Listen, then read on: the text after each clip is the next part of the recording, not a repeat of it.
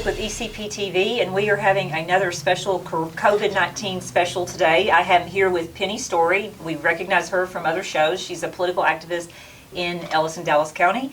And Dr. Ivette Lozano, who has been practicing for 20 years medicine here in the Dallas area, and she is from Dallas and is very comfortable talking about some of the things that are going on right now with COVID-19. One of the things we want to do on this show is let people know, first of all, don't panic, because everybody seems to be in a panic state. And second of all, Dr. Lozano, you said that there is a really easy way to, some medications that you can take that can possibly cure COVID-19. So talk a little bit about that for me. So this is actually quite interesting. I was going to tell you that, President Trump follows the news like we all do, and there was a study that came from France, 47 patients that were treated that were positive for COVID-19.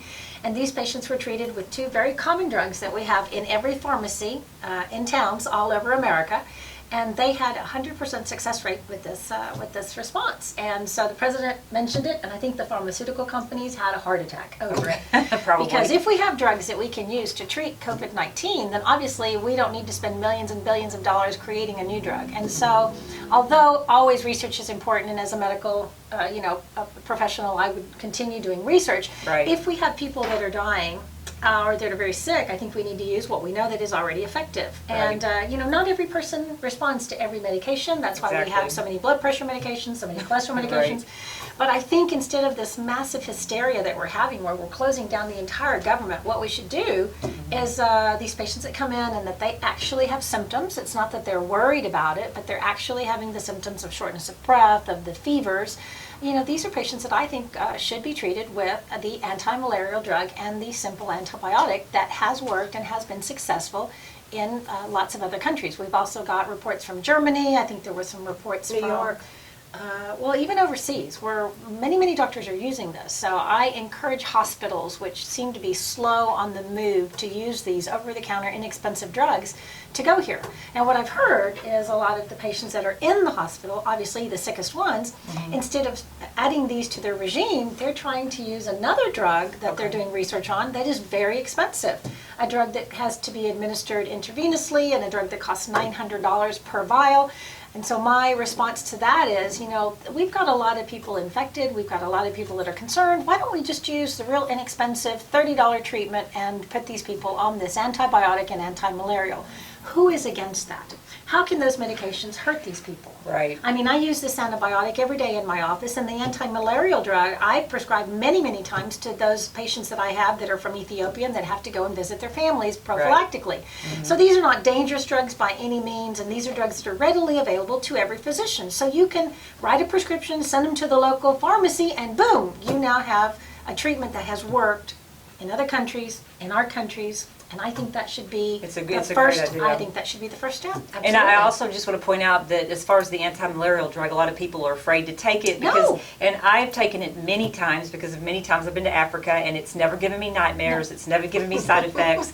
And I do believe that it could probably happen to some people, but anything could happen to people depending on your body. Absolutely, and you have to realize, there are people that are allergic to penicillin. You give a patient penicillin and he could have an anaphylactic reaction and die. Right. So I'm not going to tell you either that you may not have a problem from this anti-malarial drug, but the problem is this is a prophylactic drug, which means that they give this drug to people that are going to travel to Africa or different places where malaria is prominent to prevent getting malaria. So prophylactic means, you're voluntarily taking it to prevent a disease. Right. So no, I've never heard of major side effects. Could you be allergic to it? Absolutely.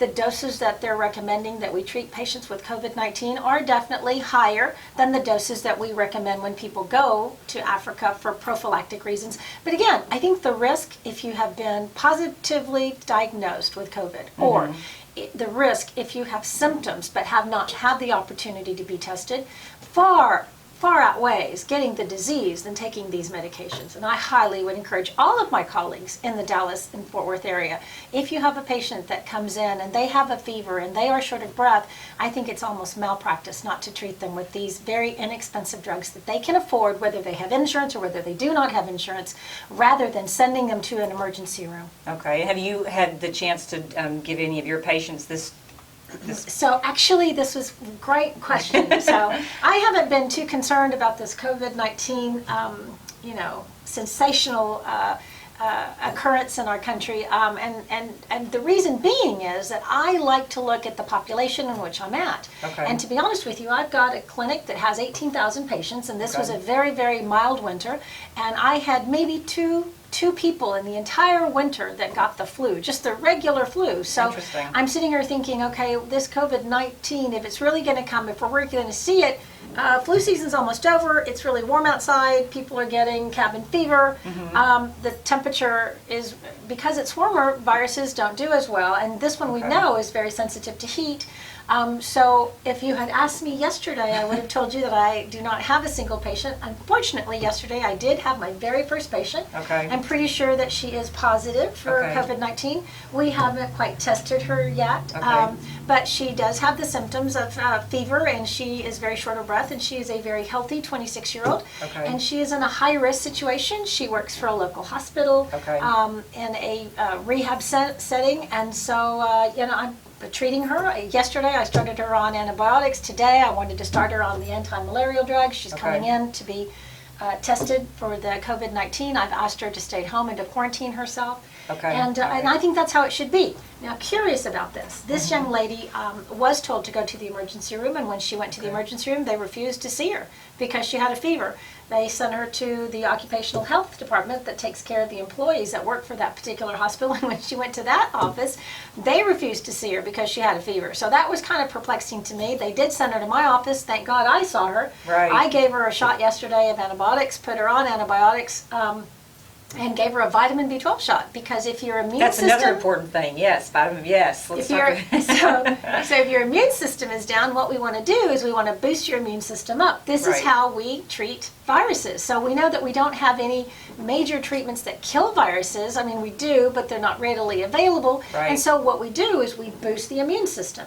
So in the elderly patients that I have in my office, they come in and they get vitamin B12 shots very regularly. If they feel like they're coming down with a cold or a flu, those are patients that get vitamin B12 shots regularly. And so although she's very young, she's not over the age of 65, yesterday she got a vitamin B12 shot. She was told to come back in today for another one. She's supposed to get another one tomorrow. And yes, that's Saturday. I was going to come into the office to see her for that.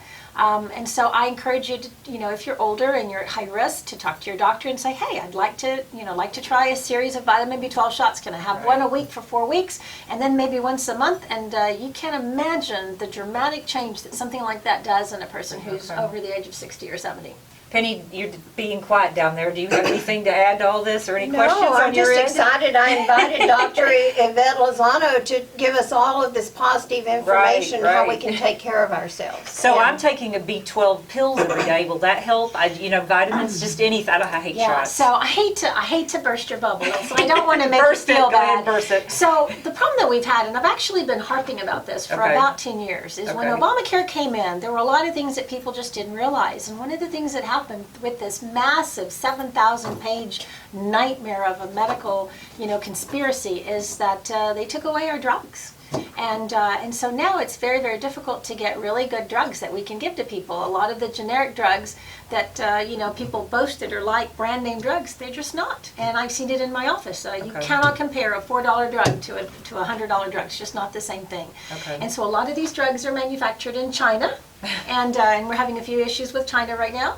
And the problem with these drugs is that the quality of the materials in the drugs is not as superior as the ones that we made in our country. So when you make a drug, and we have 1 minute left, just so really quickly, when you make a drug, it has to be absorbed appropriately in the right location in your digestive tract. And sometimes the stuff that you get over the counter, the vitamin B12 over the counter, is not the quality, and so you're literally taking it and excreting it. But if you get an injectable vitamin B12, that stays in your system. I highly encourage that you go to your primary doctors and you ask them for injectable vitamin B12. Thank you. Too. I will. Thank you, Dr. Lozano. Thank you, Penny Story. I'm Ready to Cook with Politics and How It Affects You, and ECP TV. Thanks for watching.